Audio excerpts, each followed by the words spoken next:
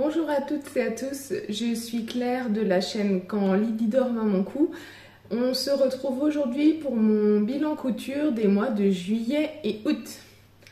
Alors en juillet et août, j'ai assez peu cousu. Je pense que comme beaucoup d'entre vous, j'ai profité des enfants, de mon mari, du beau temps, du soleil.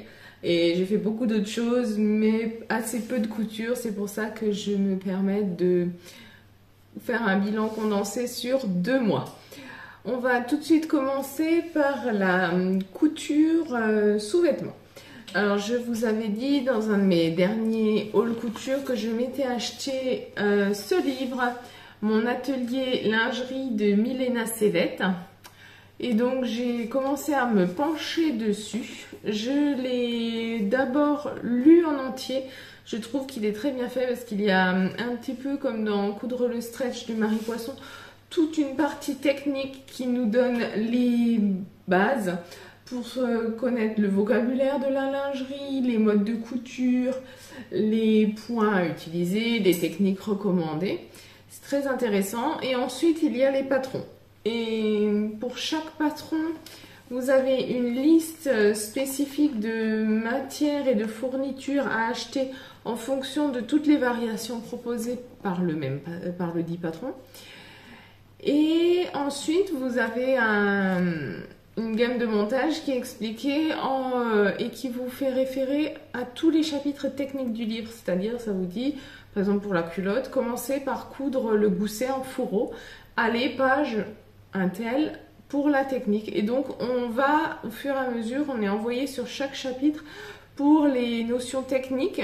Et je trouve que c'est très bien, puisqu'une fois que ces notions sont acquises, on n'a plus besoin de faire ces allers-retours. Par contre, quand on a besoin d'acquérir cette technique, ça permet d'avoir un chapitre très détaillé, étape par étape, sur tout ce qu'il faut faire pour arriver à un résultat parfait. Donc, j'aime beaucoup le principe de ce livre, même si je pense de prime abord, il est un peu difficile à prendre en main. En fait, à l'utilisation, c'est vraiment très, très intéressant. Du coup, pour commencer, j'ai choisi de me faire un tanga en taille basse. Après le tableau de mesure, j'ai décidé de me réaliser un tanga en taille basse, en taille 38. Pour ce faire, j'ai utilisé du jersey de coton noir. C'est celui que j'avais acheté au marché au tissu cet automne. J'ai utilisé également un petit élastique à picot que j'avais trouvé lui chez Mondial Tissu, je crois.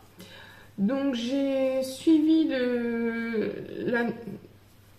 tableau de montage tout comme c'était expliqué. J'aime beaucoup les finitions. Alors extérieur c'est nickel, mais quand vous le retournez, hop, bon après c'est noir, vous verrez peut-être pas super bien.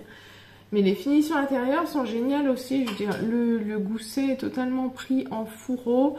Il n'y a aucune couture qui vient gêner, blesser. C'était ma première pose d'élastique à picot. Donc la pose était expliquée en 2 temps. Comment poser l'élastique une première fois, retourner, surpiquer avec le point élastique triple. J'ai trouvé ça très clair et très facile à réaliser. En fait, il faut prendre son temps, faire quelques petits tests sur des chutes, mais c'est vraiment super. Alors, à l'essayage, par contre, c'était un peu trop grand. Donc, je me suis dit que pour le deuxième modèle, j'allais tester une taille en dessous. Donc, je me suis refait une autre culotte. Et là, j'ai choisi toujours le modèle du tanga, mais j'ai essayé la taille haute et du coup en 36. Je l'ai fait dans des chutes de jersey orange corail un petit peu. J'ai utilisé toujours un élastique à picot, c'est le même mais en blanc. Donc toujours de chez Mondial Tissu, je crois. Hein. Alors là, j'ai fait des surpiqûres contrastées. Bon, on voit que mon élastique est moins bien posé celui-ci que sur la culotte noire. Mais les finitions, vous verrez mieux sur celui-ci, intérieur sont nickel. Hein. C'est vraiment très agréable à porter. Les seules coutures qu'on a contre soi sont les coutures d'assemblage latéral, mais ça c'est pas du tout gênant. Et alors la taille 36 est parfaite, très agréable à porter. Donc je suis contente, j'ai trouvé mon petit modèle de base, j'ai trouvé ma taille dans ce livre, donc je vais pouvoir maintenant m'essayer à d'autres modèles et si je continue à bien prendre confiance, j'aimerais bien me lancer dans la confection d'un soutien-gorge dans les semaines à venir. Il faudra par contre que je passe une commande pour trouver tous les petits anneaux, régleurs, élastiques nécessaires à la couture d'un soutien-gorge. Après cette expérience de couture de mes premières culottes, j'ai voulu me faire pour mon mari un caleçon. Alors, Atelier de Guillemette avait proposé dernièrement au téléchargement le boxer Jacques en téléchargement gratuit. Donc, j'en avais profité pour le télécharger. Je vais vous mettre une petite image là. C'est un caleçon d'homme classique, basique. Je l'aime beaucoup. La banane est proposée doublée. C'est le pas à pas d'assemblage est très complet, très clair. Je ne l'ai pas imprimé pour un souci d'économie de papier. Je le consulte sur ma tablette pendant que je couds. Donc c'est pour ça que je vais vous insérer un visuel. Donc pour mon mari, j'ai utilisé un jersey de coton vert qui vient de chez Mondial Tissu. Il est d'une qualité déplorable. Il se détend, il ne revient pas. Ça fait jupette à la fin de la journée. Mais bon, c'était pour faire une toile. L'élastique vient aussi de Toto Tissu. Lui, par contre, est de très bonne qualité. Donc, je pense que je le démonterai et je le réutiliserai pour une nouvelle version. Tiens, d'ailleurs, quand je vous dis que le tissu est de très mauvaise qualité, je l'ai cousu au mois de juillet. Donc, il a dû être porté 2-3 fois. Et au niveau des coutures d'assemblage, le tissu est déjà en train de se déchirer.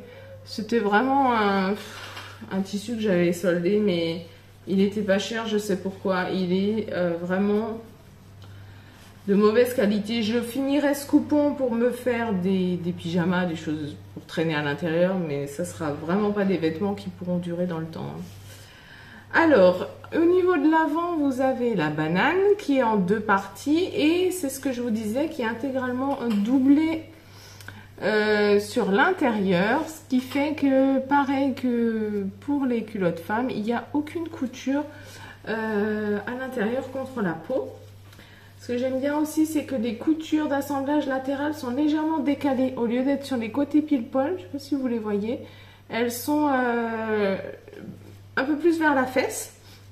Ce qui évite d'avoir et la couture du pantalon et la couture du boxer qui se chevauchent et qui crée des épaisseurs et des choses désagréables contre la peau. Alors, je lui ai cousu en taille XL. Et si j'utilise un jersey qui revient bien et qui est correct, la taille sera nickel. Donc c'était une toile, c'était un test. Et dès que j'aurai maintenant des chutes de jersey, en fonction de leur taille, je pourrais faire soit un caleçon pour mon mari, soit des sous-vêtements pour moi. Donc je suis très contente de m'être lancée dans cette couture. En fait, je voyais beaucoup de personnes sur Instagram et sur YouTube qui se mettaient à la couture lingerie, donc ça me tentait beaucoup, mais dans mon imaginaire, la couture lingerie était quelque chose de difficile, d'extrêmement précis, et en fait, je trouve que si on est attentif et qu'on y va tranquillement, c'est pas compliqué. Donc c'est quelque chose que je vais faire à l'avenir beaucoup plus régulièrement. Ensuite, je me suis cousu un petit accessoire. J'avais besoin en fait tout simplement d'un nouveau sac pour la rentrée. Avec ma fille, on aime beaucoup aller à la ludothèque et à la médiathèque. Donc la ludothèque, c'est un endroit où on peut emprunter et échanger des jeux. C'est le même principe qu'une médiathèque avec les livres, mais là c'est avec des jeux de société. Et du coup, mon sac, c'était un tote bag de l'école qui datait de je ne sais plus quand. Il commençait à avoir vraiment triste mine. Donc, j'ai fait un petit sac pour aller à la médiathèque. Donc, c'est un tote bag. Il est quand même assez grand. Et alors, je l'ai fait, comme vous pouvez le voir, en patchwork. Alors, ma soeur m'avait donné plein de vieux jeans à elle et sa famille. Donc je les ai découpés, assemblés. J'ai utilisé les ceintures, comme vous pouvez le voir, pour faire les anses. Et j'ai utilisé donc tous ces carrés de tissu pour faire un patchwork, pour faire une toile. Et ensuite j'ai utilisé le patron du sac Sol qui est proposé sur le site de l'Americana Pattern. C'est un patron qui est proposé gratuitement. Donc j'ai utilisé ce patron pour faire ce sac et j'en suis vraiment ravie. Le gabarit est juste bien. Je peux y rentrer des magazines, des grosses boîtes de jeux. Donc pour la médiathèque et la ludothèque, ce sera parfait. Je lui ai cousu une petite... Enfin, j'ai brodé une poche de jean. J'ai fait une tentative de sashiko. C'est de la broderie japonaise. J'ai fini de la broder là pendant les vacances. Donc je pense que cette petite poche, hop, il va juste me rester à la présenter, je sais pas où, devant. Et hop, je vais la piquer.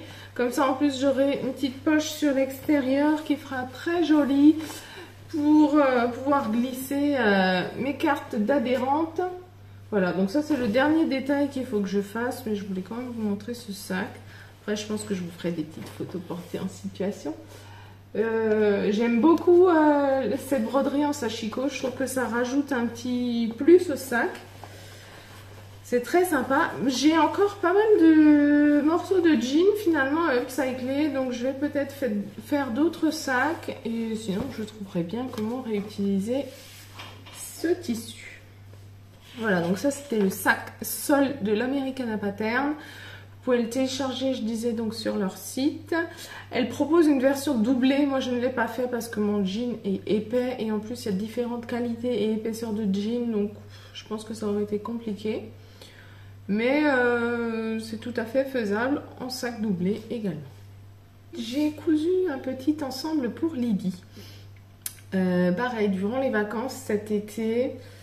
Il y a Pauline de chez Cactophile qui a offert en téléchargement gratuit pendant un week-end le patron de la jupe short pantalon Soaz.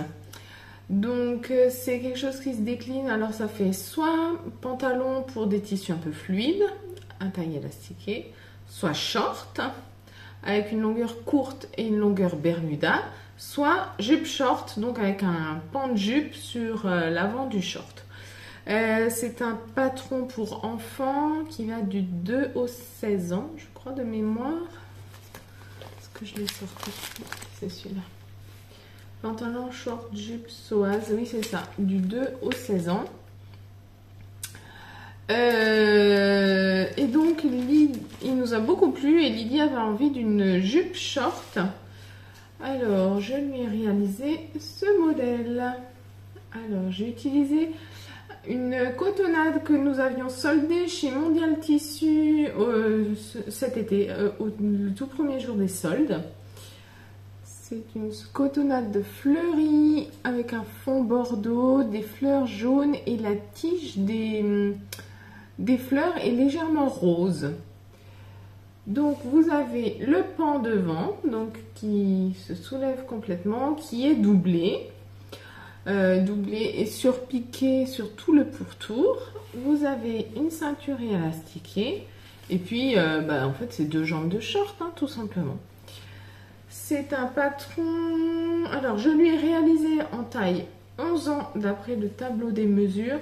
J'ai fait exactement par rapport à sa taille à l'instant T, puisque je savais que ça allait être un t-shirt qu'elle allait porter là maintenant, tant qu'il fait beau. Elle l'a porté toutes les vacances. Dès qu'il est sec, elle le remet. Et je savais très bien qu'il ne lui irait plus pour l'an prochain, vu la vitesse à laquelle elle grandit. Donc j'ai fait la taille exacte et il taille parfaitement bien. Ça lui fait vraiment un joli mini short avec le petit pan de jupe, c'est très mignon. Le pas à pas de montage est très bien expliqué. À un moment, au niveau de l'assemblage de la fourche au bas du short, j'avais un décalage. Alors j'ai revérifié mon impression, mon carré test, tout était bon. Je ne comprenais pas trop, donc je me suis permis de contacter la créatrice du patron sur Instagram. Elle a répondu très rapidement, ses explications étaient parfaitement claires. J'ai tout de suite pu solutionner le problème. Et le short va parfaitement bien. Je suis vraiment ravie d'avoir eu une réponse aussi efficace et rapide. Donc je ne peux que vous conseiller cette marque. D'ailleurs, j'ai regardé un petit peu les autres patrons qu'elle propose. Je pense que je vais investir, elle vient de sortir une petite veste trench demi-saison pour enfants, toujours du 2 au 16 ans, avec des déclinaisons qui font que la veste peut aller aussi bien à un garçon qu'à une fille. Donc moi je trouve que c'est le jeu, elle nous offre un patron, on découvre son travail et donc je pense que je vais investir dans un de ces patrons pour aussi la remercier de ce travail qui nous a été offert. Et donc pour aller avec, j'ai cousu à Lily un petit t-shirt tout simple en jersey corail, donc c'est le même tissu que ma culotte, en fait c'est les chutes du t-shirt ont servi à faire ma culotte. Donc c'est un petit t-shirt tout simple, un devant, un dos, deux petites manches courtes, une bande d'encolure. Au niveau du bas des manches et du bas du t-shirt, je fais maintenant plus que toujours ma méthode du rentré de 1 cm ou 1 cm et demi. Et mon point de, j'appelle ça point de recouvrement. C'est un cheval entre un point de surgemme et un point de recouvrement. Je trouve que ça fait très joli puisque ça fait comme un point décoratif et en même temps ça bloque bien la marge de couture. Ça fait très propre. C'est une finition que j'adore. Donc pour ce t-shirt, j'ai comme toujours utilisé le modèle Simply Basic de ce numéro de octobre. C'était le octobre numéro 1 2021. Et alors le Simply Basic, il porte très bien son nom. C'est un simple basique. C'est un t-shirt col rond. Il se décline en manches courtes, en manches longues et il est vraiment parfait. Il taille très bien. Lydie actuellement, je lui fais une taille 140. Il n'y a aucune difficulté au niveau de ce t-shirt, c'est un assemblage classique. J'ai tout assemblé à la surjeteuse et ma foi c'est un ensemble au niveau des coloris qui fonctionne très bien. Ça fait très joli, c'est très gai. Je vous mettrai des petites photos portées. Elle l'a porté tout l'été. D'ailleurs, elle m'a demandé de lui préparer pour la rentrée. Elle veut aller le jour de la rentrée avec cette tenue à l'école. Donc, je suis ravie. Je serai mise à l'honneur pour le jour de la rentrée.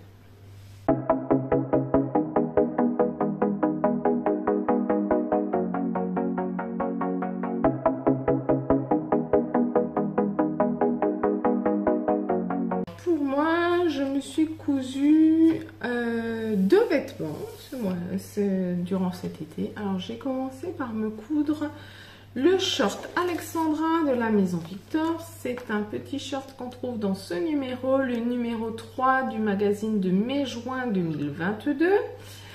C'est un short un petit peu ample avec un revers au bas. Il y a des petites fronces le long des poches. Il se ferme avec des boutons. Et que dire de plus? C'est tout. C'est un short qui est proposé de la taille, que je vous dise ça, 34 à... Ah non, il est proposé de la taille 30 à 48. Il conseille de prendre 1 mètre de tissu. Et moi, j'ai utilisé, je crois, un peu moins. Ah non, 1 mètre, pile poil. Parfait, j'ai enlevé. Donc, 1 mètre de tissu, 4 boutons. Et voilà. Et c'est un short qui notait difficulté 3/4. Je ne l'ai pas trouvé si difficile que ça. Peut-être qu'il est noté 3/4 par rapport à la fermeture qui se fait avec des boutons, mais non, vraiment pour moi ça ne nécessite pas. 3/4, il est vraiment pas difficile ce short. Alors, je vous montre tout de suite ma réalisation. Alors, c'est ce short-là. Alors, je l'ai réalisé dans un satin de coton bleu avec des petits motifs phare, lune, montagne. C'est un tissu également que j'avais soldé cet été chez Mondial Tissu. Alors j'aime beaucoup le motif, j'aime beaucoup la brillance du tissu, mais par contre je trouve qu'il commence déjà à s'abîmer. Je ne sais pas si vous verrez, au niveau des fesses, il commence déjà très légèrement à boulocher, alors que je l'ai porté 3-4 fois. Hein. Donc je ne sais pas s'il sera si qualitatif que ça, ce tissu. On verra. Alors, donc le short, vous voyez, au niveau de l'avant, il y a 2 plis creux. 2 plis creux. Vous avez un petit volant froncé qui est glissé dans l'entrée de poche. Au niveau du dos, vous avez des pinces dos, ici et là. Vous avez une ceinture, c'est une ceinture droite puisque c'est un pantalon taille haute, donc c'est pas gênant. Et vous avez un système de fermeture par bouton. Et vous avez aussi donc le revers au bas du short.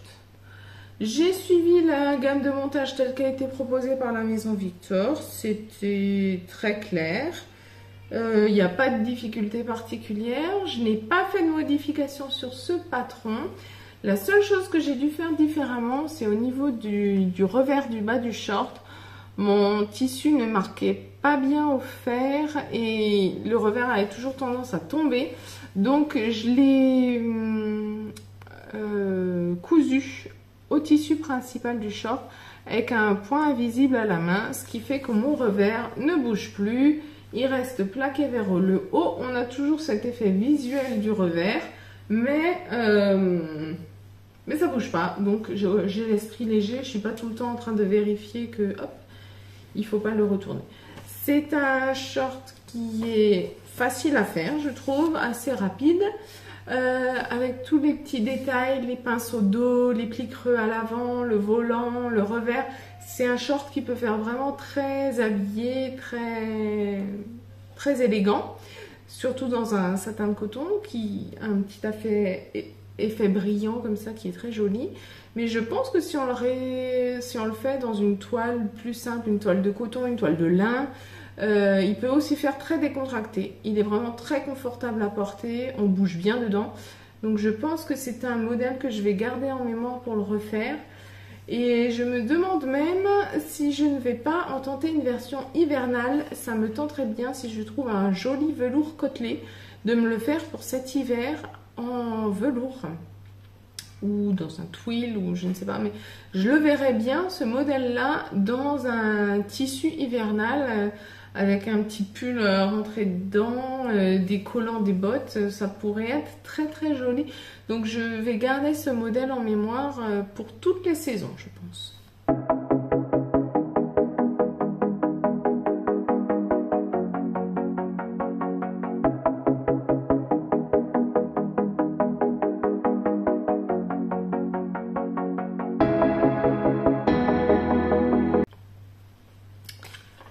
Et alors le dernier modèle, mais pas des moindres, c'est celui qui m'aura donné le plus de travail, c'est la robe Divina. Alors la robe Divina, elle vient de la maison Victor là, c'était le juillet-août 2020. Quand le magazine est sorti, il m'avait tout de suite tapé dans l'œil, mais j'avais pas le bon tissu qui allait, je trouvais pas l'idée. Et cet été, toujours au solde, chez Mondial Tissu, j'ai flashé sur un tissu et je me suis dit oui, c'est ça, c'est le bon. Donc le modèle Divina, c'est une robe boutonnée sur l'avant avec un bustier col carré. On peut mettre des poches plaquées, moi je ne les ai pas mises. Le bas de la jupe, en fait, c'est froncé, ça donne beaucoup d'ampleur. Et ça tient avec des petites bretelles. Alors, pour la robe Divina, qu'est-ce qu'ils nous disent ? Il se fait du 34 au 56, donc c'est une belle amplitude de taille. Elle est d'une difficulté 2 sur 4. Je suis tout à fait d'accord, il n'y a pas de difficulté particulière.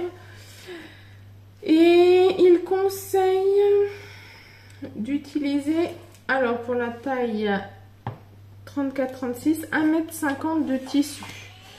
Alors moi je l'ai fait en taille 36 comme toujours chez la Maison Victor et j'ai utilisé 1,20 m de tissu, mais je n'ai pas fait mon biais puisqu'il propose une finition au biais et moi je n'ai pas fait mon biais dans le tissu puisque j'ai entièrement doublé la robe puisque la cotonnade que j'avais choisie était légèrement transparente, donc j'ai doublé toute la robe. Donc j'ai utilisé finalement 1,20 m de tissu extérieur et 1,20 m de tissu doublure. Je vous montre tout de suite ma version. Hop, alors, ma version c'est celle-ci. Donc la robe Divina.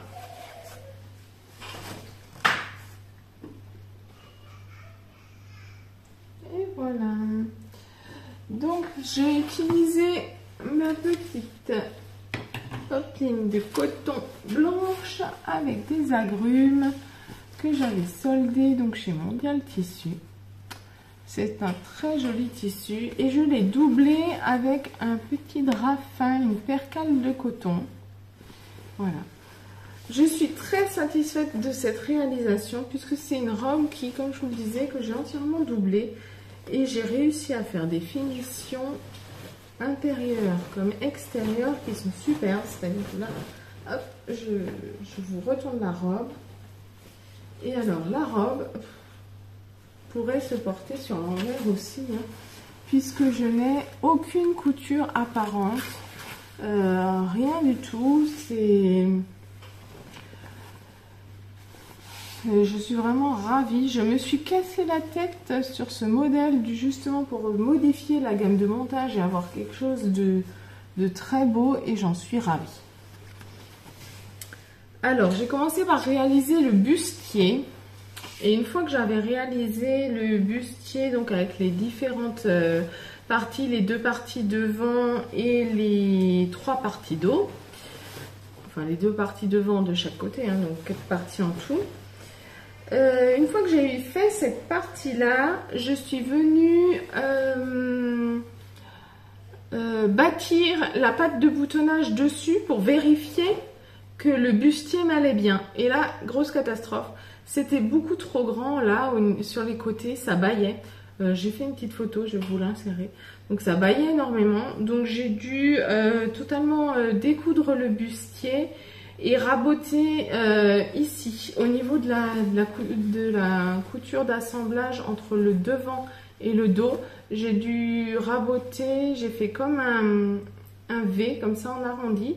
Alors pour que ça meure en bas et que en bas on ne touche pas à la couture, mais en haut de chaque côté sur la partie haute j'ai enlevé 1,5 cm de part et d'autre en haut, donc 1,5 cm, 1,5 cm de chaque côté, avec un V pour recréer l'arrondi, et pareil des 2 côtés. Donc finalement en tout j'ai enlevé 6 cm au niveau du haut du tour de buste. Par contre pour le bas de tour de buste c'était nickel. Donc j'ai refait tout ça, j'ai réessayé, ça tombait parfaitement. Donc ensuite j'ai assemblé avec la doublure, le corsage avec la doublure. J'ai sous-piqué les marges de couture. J'ai sous-piqué les marges de couture sur la doublure. Ensuite, j'ai assemblé toutes les jupes ensemble, les intérieurs puis les extérieurs. Et j'ai mis les jupes intérieures et extérieures l'une contre l'autre et je les ai froncées ensemble. J'ai fait correspondre les coutures côté sur toutes les jupes et je les ai assemblées au tissu extérieur. Une fois que mes jupes étaient assemblées au tissu extérieur, j'ai fait un burrito pour pouvoir raccorder la doublure toujours sur cette même couture. Et ensuite j'ai tout déroulé et du coup j'ai une finition intérieure comme extérieure d'assemblage avec la jupe qui est nickel. On voit rien, toutes les marges de couture sont prises en sandwich, c'est parfait. Et puis ensuite j'ai cousu les pattes de boutonnage Et voilà. Ah, j'ai oublié de vous dire que bien sûr, quand j'ai assemblé la doublure au corsage, j'ai inséré les bretelles dans la doublure. Hein. Voilà. Pour la doublure, j'avais coupé exactement les mêmes pièces que les pièces extérieures. La seule différence, c'est que la doublure au niveau de la jupe, il fallait ajouter une marge de couture au bas de la jupe de 3 cm et je ne l'ai pas rajouté pour la doublure. Pour la doublure, je l'ai fait sans marge de couture. Et du coup, ensuite, ma marge de couture en bas, donc j'ai fait un repli d'1 cm puis un repli de 2 cm. Et pour ne pas avoir de surpiqûre extérieure, pour pas que ça alourdisse l'aspect visuel, j'ai fait un ourlet à la main tout du long. Donc c'est vraiment... j'adore cette robe, je suis fan du tissu, mais je suis également très fière de sa réalisation. Et puis pour les boutons, je ne vous ai pas montré, mais pour les boutons, j'ai utilisé des petits boutons en plastique légèrement dorés, enfin pas dorés, qui ont un aspect nacré, que j'avais trouvé chez Nose. Ça, c'était mon gros projet de cet été, ça fait longtemps que je voulais le faire, je suis vraiment ravie de mes finitions. Le fait que la robe soit totalement doublée, ça apporte un confort, ce qui me permet de la porter sans soutien-gorge en me sentant quand même à l'aise. Dans l'absolu, c'est un modèle qu'on peut porter avec un soutien-gorge bandeau, hein, il n'y a aucun souci. Mais du coup, là, je me sens assez à l'aise pour la porter sans. Donc, ce qui est vraiment bien, puisque c'est une robe qui est très estivale, hein, c'est pour les grosses chaleurs.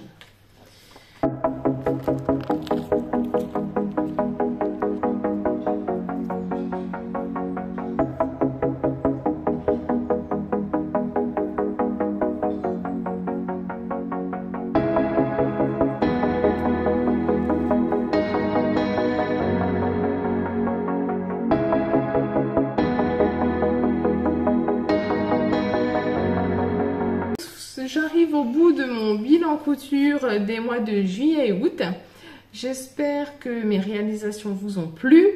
Je vous laisse me dire quel était votre modèle favori.